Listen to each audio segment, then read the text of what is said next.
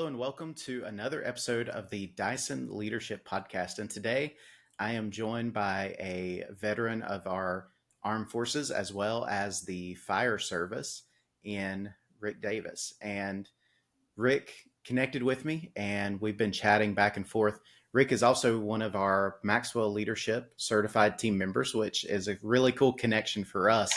But he comes from a unique background, specifically in the fire service and armed forces. So, Rick, I don't want to steal any of your thunder or take anything away because you can describe a whole lot better the things that you do and your background better than I can. So, Rick, why don't you take just a couple minutes, introduce yourself to our podcast audience, and share a little bit about your career and background and why you're joining us today? Sure thing. And thank you, Nick, for the opportunity. I appreciate it. I especially appreciate connecting with another Maxwell leadership team member. And so that's a pretty cool thing from my standpoint. So, yes, as you mentioned, armed forces, two branches, and the fire service. So I've been around the fire service for a long time. I'm originally from southern New Jersey, about 45 miles south of Philadelphia, close to the Delaware Bay. And I had my first ride in a fire engine when I was 3 years old.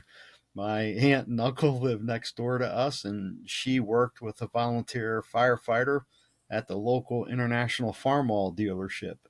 And he would send stuff home with her to give to me, catalogs, things like that. And my uncle was part of a local service club, and he was working on the annual Memorial Day parade. So between this other fella, Frenchie, and my uncle Cliff, they worked it out for me to get a ride on a fire engine in the Memorial Day parade. So the firehouse was down the street. The siren would go off. I'd go out front and see which way to go. When my dad was home, we'd chase the trucks. So I had an interest in the fire service for an awful long time. And when I was 14, well, my dad had a bad heart. When I was 14, I came home from school and found him on the floor. It was his fifth and final heart attack. And a few months later, I started hanging out down at the firehouse. There was a volunteer firehouse, so the only time anybody was there is if somebody was cleaning something up or if there was a call or training, business meeting, that type of thing. But that guy, Frenchie, took me underneath his wings and was really instrumental. I got to know a couple firefighters over in Philadelphia. One of them, his name was Rich Gardner. He had retired out as a lieutenant, and that guy would spend a lot of time on the telephone with me. So ultimately, I joined the Air Force, and I didn't get into firefighting initially. I was working on fighter jets assigned to Seymour Johnson Air Force Base in Goldsboro, North Carolina. And then I did get into firefighting. And so went to fire school in Illinois, got sent out to Colorado. They were going to send me back to my original career field. And I said, no, I'm not doing anything like that. So I went over to federal civil service and had to go up to North Dakota to get into that. So, and transferred back to Colorado, decided to go to college, a small Bible college in Denver. And I ran out of money and I went past my reinstatement date for the federal civil service. And that's how I wound up in the Marine Corps as a firefighter. And then they came and said, hey, we got too many firefighters, pick a job. I picked three, and they put me in one that they said, well, this is where you ought to be. So I wound up back in North Carolina again at the Marine Air Station, Cherry Point. And it's kind of funny how all that stuff works out. Injured my knees, Nick, while I was in the Marine Corps, and they put me out on a medical. And in that time frame there, while I was stationed there at Cherry Point, I was introduced to my wife, who was here in Loveland, Colorado. It's up in northern Colorado, just north of Denver. So when I got out of the Corps, I came out here and we got married, and then eventually got back into the fire service here at Loveland Fire Rescue and spent nearly 30 years with Loveland Fire, and the last 15 as a battalion chief. Most of that time was as a shift commander. I was assigned to all three shifts at one point or another, and I did spend approximately 15 months as the training chief. And so I had a lot of opportunities when I was here, well, fire service period, but here at Loveland Fire, I was in charge of the hazardous materials team for 8 years, the wildland firefighting program for a little over 7 years, was the recruiting chief for 3 years. And essentially, I had in my nearly 30 years at Loveland Fire, I had nearly involvement in every program except IT, which the ops chief said, we will not have you in that period, and the quartermaster program. And so it was good. Had the opportunity to attend the National Fire Academy's Executive Fire Officer program. And during that time, that was a 4-year program. And 2 of those years, I did research on situational awareness and making rapid tactical decisions under stress, which is something I continue to do. When I retired from Loveland Fire Rescue, I had already started my business the year prior, and then also I can show this to you here on the camera. I wrote this book here, the Furnace of Leadership Development, in which that just went audible this past spring. Because my business is Fire Officer Leadership Academy, so I work primarily with firefighters, but I also work with other people as well. It's been interesting over this past year. I've had people who are not fire related have come to me and have wanted to do the DISC behavior assessment and the debrief with that. Right. So that really, in a nutshell. Also, my daughter Emily and I, we co-host a podcast called Firehouse Talks with Jersey Rick, igniting leadership excellence. So I got a lot going on, Yeah, from that sounds leadership like it. realm. Yeah. Wow. There's so much. And one thing that's really cool, you referenced it was you enjoy connecting with other Maxwell coaches. And Mm-hmm. it's one thing for me, I've learned that they're so diverse in their backgrounds, where I've Mm-hmm. encountered people that come from education, those that come from military, law enforcement, yourself in the fire service. You have ones that come out of companies, business executives, financials. You have people that come out of training and development backgrounds, HR, more like myself. You have all these people coming from different areas, but we have this common interest and it helps us to connect Yeah. and just to have Yeah. these types of conversations, which I love. So I'm going to go ahead and say for our podcast audience, Rick's book, I'm assuming that's on Amazon and you said it was Mm-hmm. just on Audible. I will link those in the description just if you want to check those out. I'm going to go ahead and toss in that plug here, as well as I will find that podcast and I'll link it here in the description for the podcast as well, just because if you like what Rick has to say and the rest of the podcast here, you might want to check him out and listen to some more of his stuff. So, Rick, I know in talking, your passion and one thing you talked about, you do a lot of training on, specifically within the fire service, is that rapid tactical decision making. Mm-hmm. And I know that's something very applicable in an emergency situation. You're dealing with a structure fire, you're dealing with a some type of incident management scenario. I know that's a concern and you're trying to make key important decisions immediately and proceed from that point. But I think there's a lot of those concepts that'll be relevant for even in business, because there are days in business where things happen, Mm-hmm. problems arise, technology doesn't work, some critical infrastructure goes down, and you're going to have to make some rapid critical decision making. So, how about for our podcast audience? I have a very general understanding of what you're referring to from just my experience with people who are military officers, fire service officers, and so on. I kind of have a very general idea of that term, but I want you to kind of break down a little bit for us. What are some of the things that you cover, and what are some of the lessons that you teach in regards to that? Sure, absolutely. And Nick, I'd like to add too that even though my podcast is called Firehouse Talks with Jersey Rick, that you don't have to be a firefighter to tune in and listen, because Emily and I, we talk about all things leadership. So you mentioned about, the businesses and, other things that can go wrong from day to day. Uh, I'll even take it back before somebody starts work. And depending on what part of the country or the world that they live in, is like, you got an interstate, runs through your community there, and somebody hops in the car, and anymore, it doesn't take very long when we're out on the street or out on the interstate before something happens, and we gotta make a decision like that.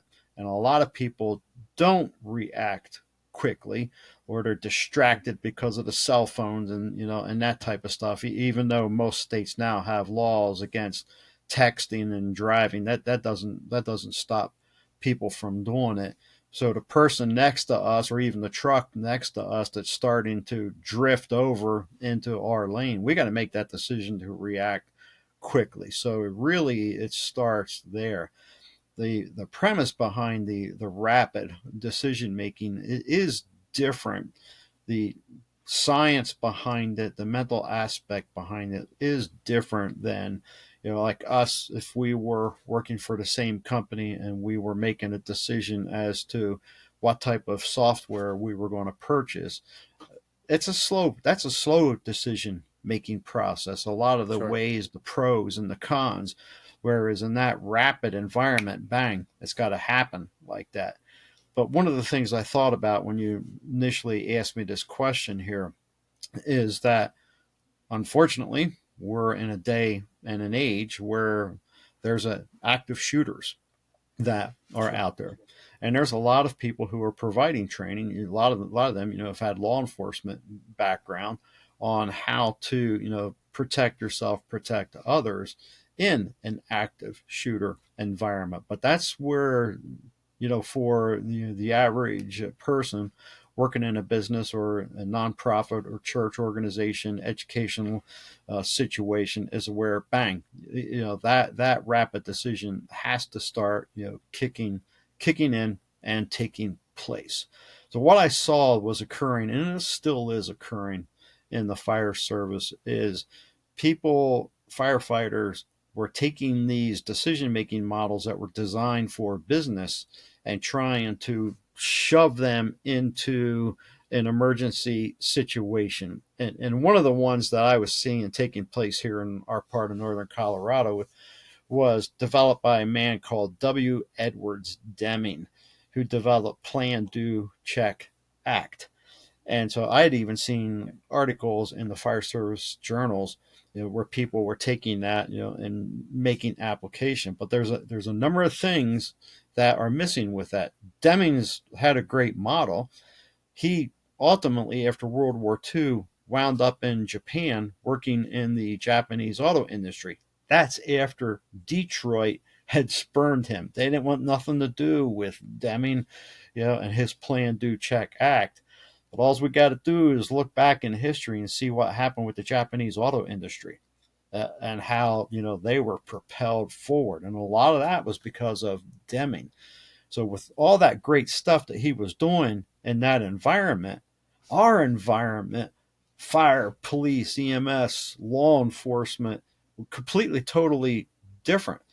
Because, and I'll bring it back down the fire, is you get dispatched to a structure fire and you're pulling around the corner and it's like, okay, there's a 2-story residential house and fire is blowing out the window on the second floor.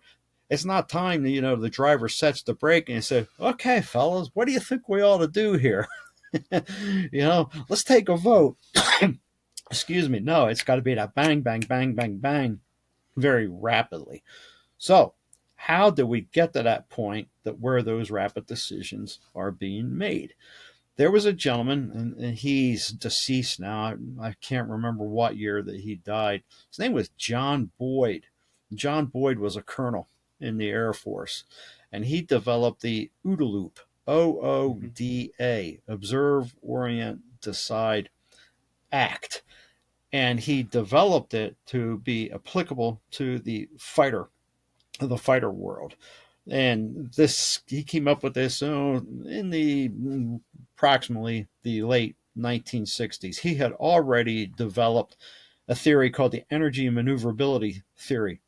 The Air Force had sent him to Georgia Tech to get a master's degree in engineering, thermodynamics to be specific. And while he was there, he was wondering, Vietnam was going on. Why are we losing aircraft to the North Vietnamese? Our stuff is better. So he developed this theory, and it was essentially a comparison, be plane to plane comparison between what was being manufactured here in the United States and what was being manufactured by the Russians and the Chinese, because that's the stuff that the North Vietnamese were flying.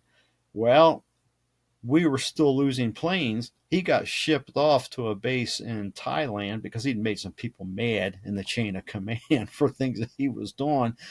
And while he was there, Nick, he really started studying warfare, and he went all the way back to an individual named Sun Tzu, an ancient Chinese warrior who wrote the book The Art of War. And he brought it forward, and he started getting up to Frederick the Great, the Prussian army, and then came into World War One, World War Two, and he really started to look at World War II with the Germans and the Blitzkrieg, asking the questions: how in the world did they manage to push across into Poland and then into the Low Countries of Europe, France, Holland, Belgium, with their tanks? Because the British and the French were technically superior to what the Germans had. Plus, what a lot of people don't realize is, they'll turn on the History Channel and watch a documentary of that period, but they usually don't show that a lot of the German stuff was being pulled by horses. And so Boyd was saying, how is this happening? Well, it came back to what's spinning around up here in our brains. And it's a concept, and I'll use this word, and I always get some chuckles. It's a German word. It's called Auftragtaktik.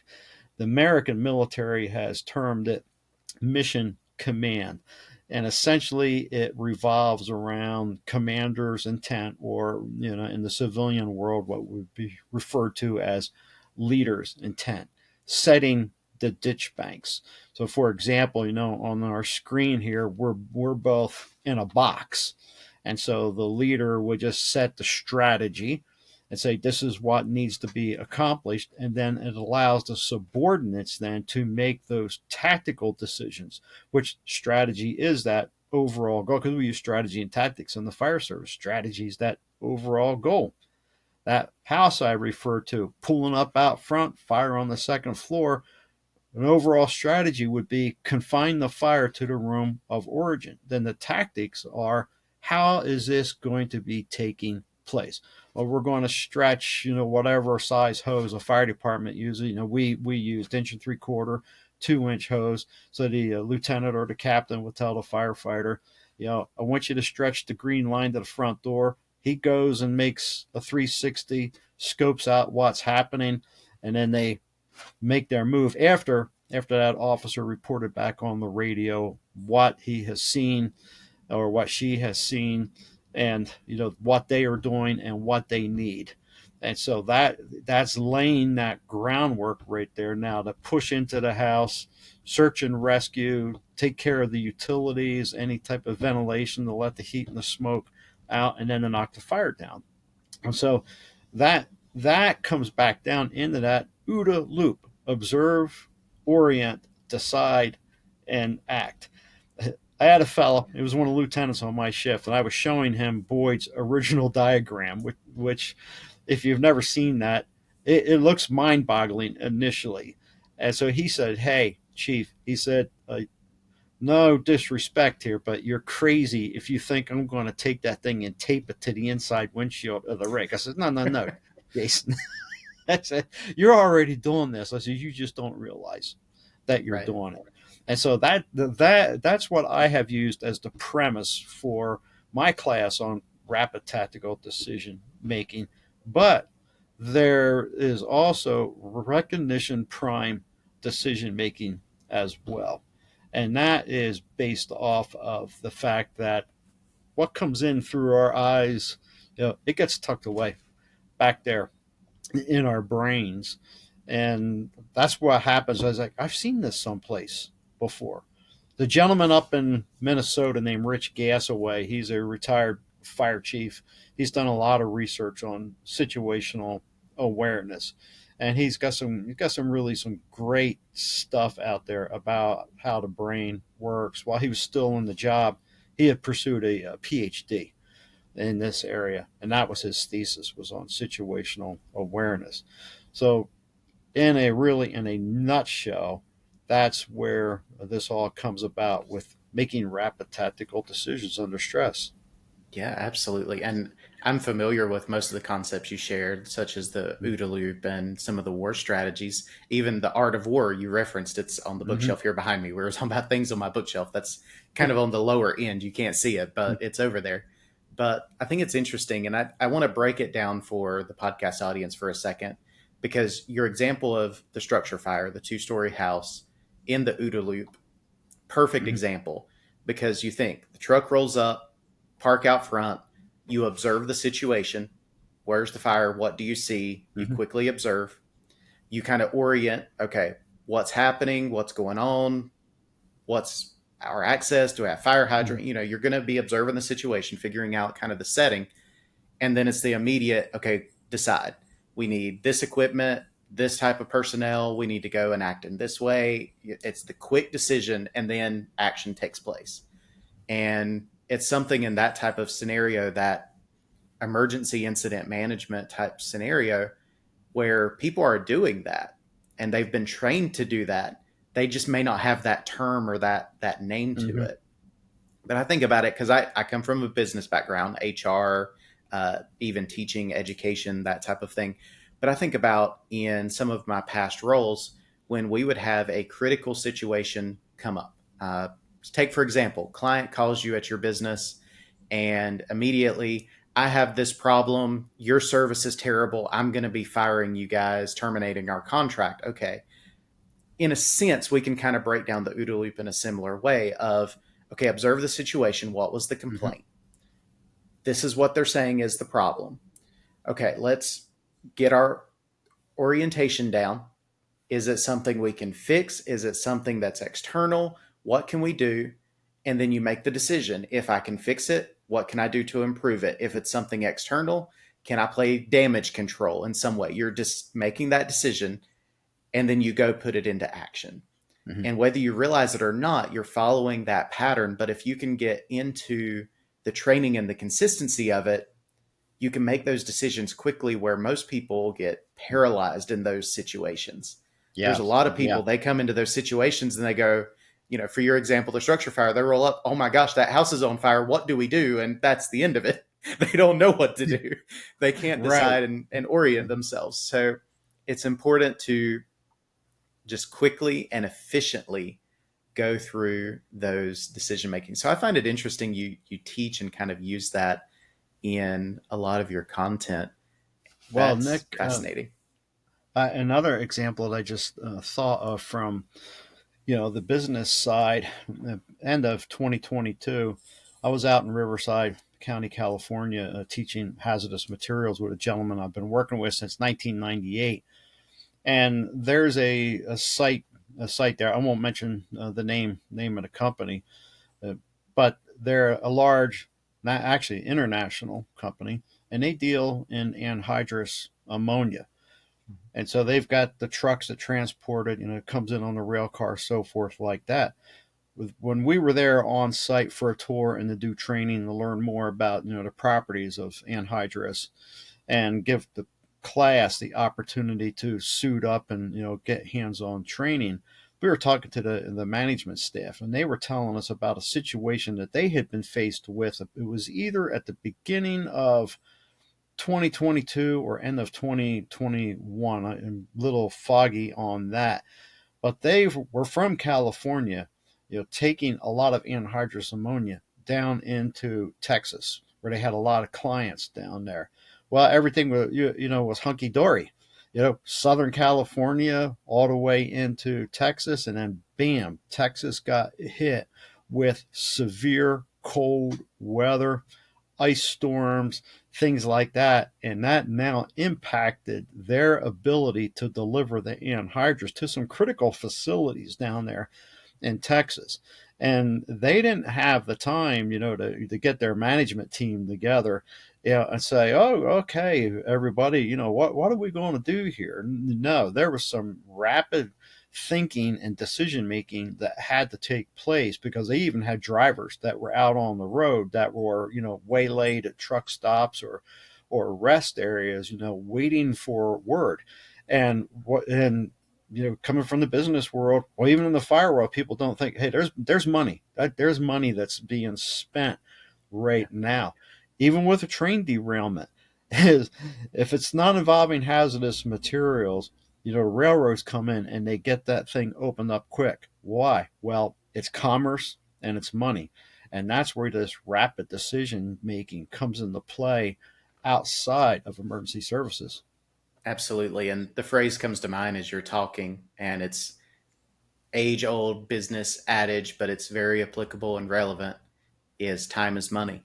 Mm-hmm. And in a lot of situations, when it's a critical situation and a very important situation, the longer that a decision goes without being made, the more money is lost, whether that's in a profit margin, if that's a situation of the lack of your supplies coming in, or I know in the case of Texas and what you're sharing, there was a major impact to their economy, their power infrastructure, Mm-hmm. everything, because things shut down. Things weren't able to Yeah. happen. And so that goes beyond just that individual business. Think of all of the businesses in energy infrastructure, everything else in Texas.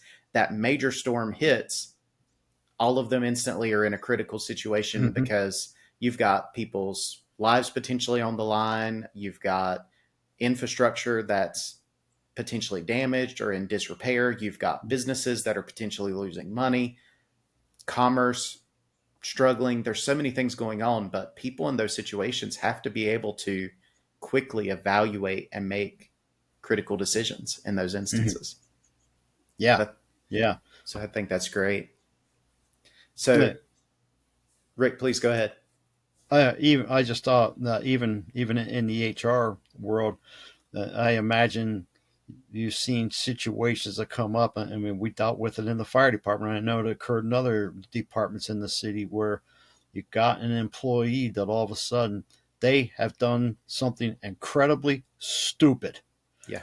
something illegal, and bang, it's like it's got to be dealt with right now because it's having an impact on the other employees, but it's also having an impact on the citizens as well. And rightfully so, the citizens expect the government entity to take care of that, for the lack of any other term, wayward employee right now. Yeah, absolutely. And I've seen that in different scenarios.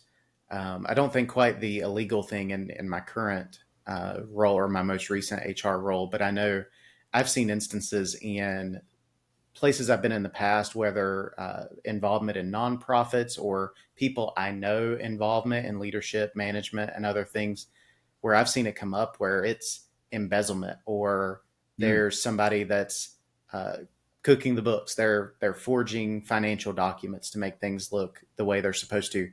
I've seen how those impact, and I've seen how leaders have to navigate those situations. And kind of again, going back to it, if you have somebody that's forging financial documents or embezzling money, that again, you're not going to sit around and go, okay, well, we need to meet, we need to discuss, we need to figure out Mm-hmm. what's going on. Typically, in that situation, you're immediately going to go to who has the authority to fire them, whether that's HR or the owner of the company, whoever. You're going to go straight to that person and say, this is what's happening. They need to be gone. And that person's going to be gone pretty much instantly. There's no question. Yeah, I had a structure fire. It was a two-alarm structure fire in a commercial property back in 2013. And it was a Sunday afternoon. And I'm going to be generalized just because of some of the details that were associated with it. Sure. But the fire marshal showed up on scene, never checked in at the command post, immediately went over to the fire, and you could tell he was mad. And as I watched this, I was like, "What is going on?" And then just as soon as he got over there, to one of the battalion chiefs and a captain beeline back over to the command vehicle, and it's like, "Hey Rick, he smells like alcohol." And so there was quick decisions that had to be made there. I mean, we're still fighting the fire. Now I've got a fire marshal, the division chief, that has showed up with alcohol on board. He has driven a fire department vehicle to the scene. And so I had to make the decision is we cannot allow this to occur. So law enforcement was involved, and within 30 minutes he failed the field sobriety test and he was arrested. And by the end of the week, he was out of a job. And this is how these different things play out with rapid decision making. Something's got to happen there, because we've got a fire marshal on scene who's been drinking. The fire was suspicious in nature as it was, and ultimately it turned out that it wasn't. But had that thing gone down the legal route of a suspicious fire and it wound up in court, I can 100% guarantee that their attorney on the other side would have pointed out that the fire marshal showed up with alcohol on board and it compromised the investigation. Bang, that thing had been thrown out of court. Absolutely. Absolutely. And that's something that, if those rapid decisions are not made in that instance, then you face a lot of additional issues down the line. So, Mm-hmm. Rick, I also want to ask you other thoughts. I know we've talked a lot about the rapid decision making, but I know that's not the only thing you kind of teach and train on. Mm-hmm. Any other thoughts or things that you want to share with our podcast audience for today, quickly? Yeah, I had made the commitment before I got promoted to battalion chief that, hey, if I ever do get promoted, I'm going to spend time out in the fire stations with the crews. I had a battalion chief. Oddly enough, it was the guy that I just described who went away. He only came out to the stations to deliver mail. Now, he and I had a really great working relationship. He had gone up through the ranks quicker than I had, but he would come out to the station, drop off the mail, and say, "Hey, let's go out front and talk." And he was one of the few smokers we had in the department. So he'd light up a cigarette, and I started to feel like I was his priest or something, because he would just, go off and complain about things. And I say, okay, I got to go and get in the command vehicle and leave. So I made the decision, I'm not going to be like that if I ever get promoted. And I wasn't. And so I was I was then, and I am now, a firm believer that anybody in a leadership position must spend time with the people.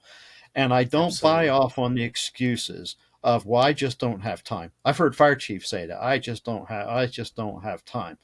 Well, when I look back in history and I see that Winston Churchill, the Prime Minister of England during World War II, had time to visit the dock workers, the coal mines, and the troops. George Patton went out in the front lines. He was getting shot at. Even when the United States went to war after 9/11 in Afghanistan, there's a book called One Bullet Away, written by a Marine Corps sniper.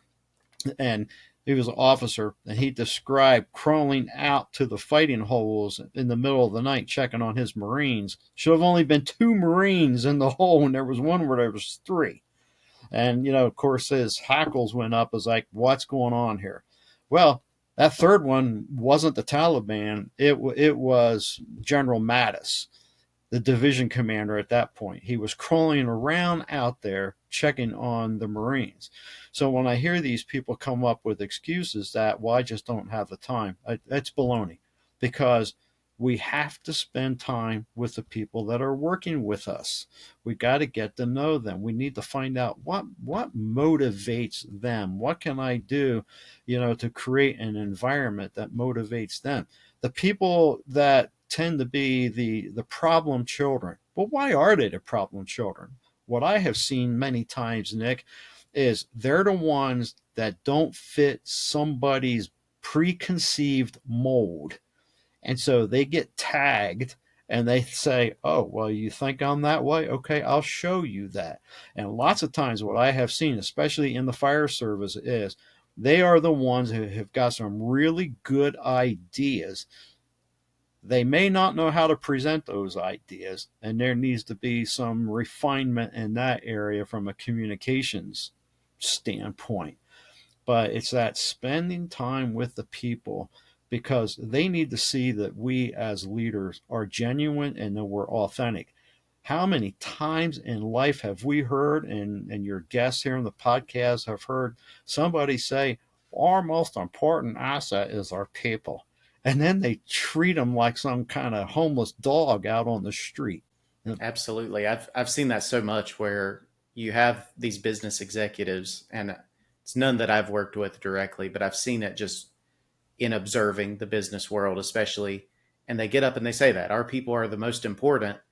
And then you see layoffs a month later and they cut, oh, Mm-hmm. we're cutting 20% of our staff because, our bottom line needs work.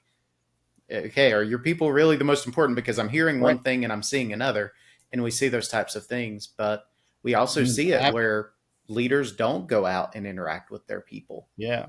I saw that between the Marine Corps and getting back in the fire service. I worked in the corporate world in title insurance. Mm-hmm. And that was an up and down industry. And I was in it for maybe about a year outside of getting out of the Marines and then getting back into the fire service. You're familiar with how that testing process Yep. goes. Well, there was always rumors of layoffs. We had one Friday morning where the president of the company brought us all together and said, these rumors of layoffs are not true. Nobody's losing their job.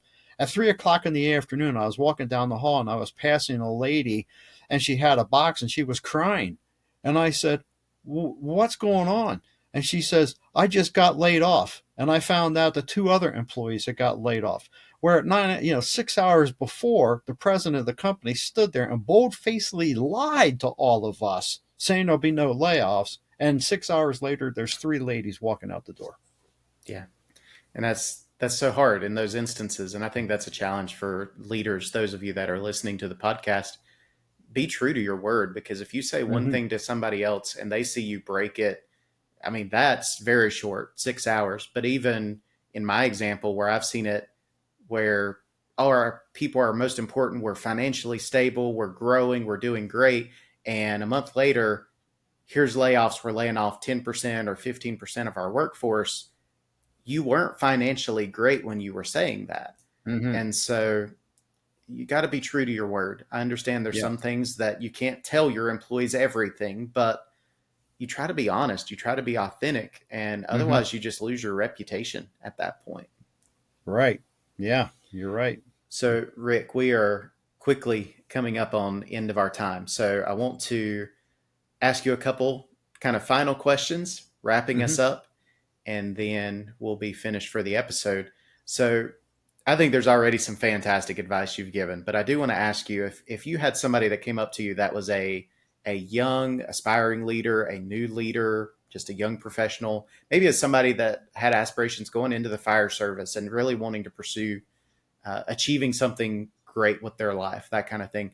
What's some key bit of advice that you would want to give that person? I talk to a lot of people who want to come into the fire service, and I always tell them number one is, do you know what your core values are?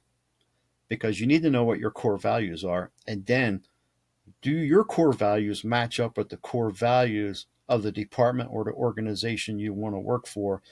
But let's go deeper than that. Are they true to their core values, or is it just something hanging on the wall and it's only referred to when it's politically expedient?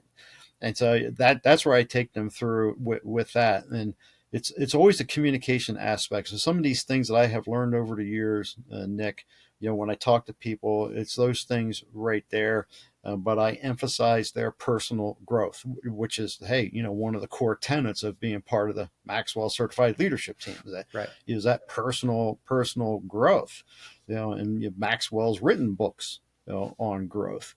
And as somebody's into the job and they've become an officer or they're working to become an officer, a book that I recommend, it's was written, I think, either 2000, 2001. It's called Leadership on the Line by two gentlemen, Heifetz and Linsky.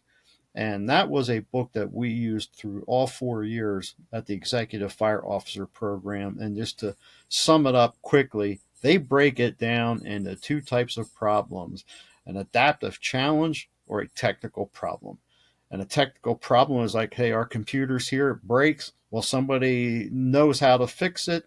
There's methods, approved methods, and so forth like that. But then most of what we've been talking about here this morning is, especially when it relates to people, are those adaptive challenges where it's now dealing with people's emotions and thoughts and so forth like that. And the problems arise when we try to put a technical fix on an adaptive challenge. and the problems get worse. So that's a book that I have pointed people to, and I've taken some of my officers through that as well. We did a book study on that. So yeah, that's just a couple of the things that I recommend to somebody who's up and coming. Yeah, absolutely. And I was going to ask you if you had a book recommendation for a leader. So I'm going to ask, is that what you would recommend to a leader? One of yeah, Okay. there So was if you've there was got one another, feel year. free to share. Yeah, there was one year that I had developed a reading list that I would update it every year. There's another one. It's called Leadership: The Warrior's Art, written by a man named Christopher Kolenda, Kolanda. He had been an Army officer. Each chapter in the book is an essay written by somebody different, and there's some really great information in there. He wrote the very first chapter, and he refers to a word from the Greek. It's called arete, Arete, with a little emphasis on the end, that essentially has a dual meaning of character and competence. And there's a lot of great books out there. With with Maxwell's books, oh, High Road Leadership, the one that he just released here a couple Yep, months ago, I think that's one of his best books that he has written, and I would recommend that. And the other one that came out last year, the 16 Irrefutable Laws of Communication, that is up there as well. for sure. I recommend that people and guys, the men who are listening to this, I know lots of times guys say, I don't like to read or I have trouble reading. We live in a world that you can listen to it on Audible. Yes. And I'm the type of person, I love reading physical books, but I'm also an audiobook person because Mhm. there's times I'm stuck in the car driving to events or conferences or meetings or just driving to work, whatever it is. That's an easy time you can get a little bit of learning in. So Mhm. definitely that's a good recommendation. So podcast audience, I'm going to list all of those books down in the description for this podcast. So depending on what platform you're on, find the description. You'll see links to all of these books. You can go check those out. Rick, I just want to say again, thank you for Oh, jumping you're on the welcome. podcast and being with me. I've enjoyed sitting and listening to your background, your stories, and things you share. Just because we talked even before we got started. I've got a lot of connections to friends in the fire service, and I shared even my wife is currently in training and is being hired on to a local department here for joining the fire service. So for me, it's very relevant, very close. It's something I do have an interest in. So I just thank you for jumping on and sharing with Oh, us you're today. welcome. Thank you. So Appreciate the time, Nick. yes, and podcast audience, thank you for joining us, being with us here for an episode of the Dyson Leadership Podcast. Be sure to check back every single week, new episode every Monday. Be sure to subscribe, follow along, and wherever you are joining us for the podcast, leave us a rating. Helps us out, helps us reach more people. If you know somebody in the fire service and they might be able to learn from Rick and this episode here, be sure to share it, send it to them. I know I've got a couple people I'll probably be sharing this to that are specifically in the fire service, just Hmm. hey, you might want to check out this episode. So send it to them, help us grow, help us spread. And I look forward to having you guys being with me for another episode.